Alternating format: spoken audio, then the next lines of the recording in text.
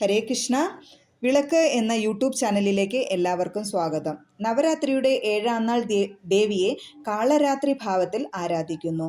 ദുർഗഭാവത്തിൽ ഏറ്റവും രൗദ്രരൂപവും ഭീഭത്സഭാവവുമാണ് കാളരാത്രി ദേവി. അന്ധകാരത്തെ അകറ്റി ജ്ഞാനത്തെ നൽകുന്ന ദേവിയാണ്. ത്രിലോചനങ്ങളുള്ള ദേവി ചതുർബാഹുവാണ്. ഗർദഭവമാണ് വാഹനം.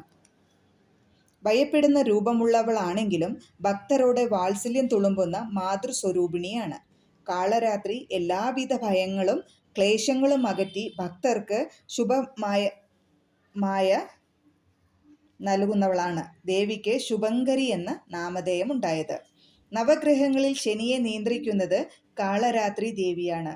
അതിനാൽ കണ്ടകശനി, അഷ്ടമശനി, ഏഴര ശനി എന്നീ ദോഷങ്ങൾ മൂലം കഷ്ടത അനുഭവിക്കുന്നവർ നവരാത്രിയുടെ ഏഴാം നാൾ ദേവിയെ കാളരാത്രി ഭാവത്തിൽ ആരാധിക്കുന്നത് ദോഷപരിഹാരത്തിന് ഉത്തമമാണ്. മുല്ലപ്പൂക്കളാണ് ദേവിക്ക് പ്രിയം.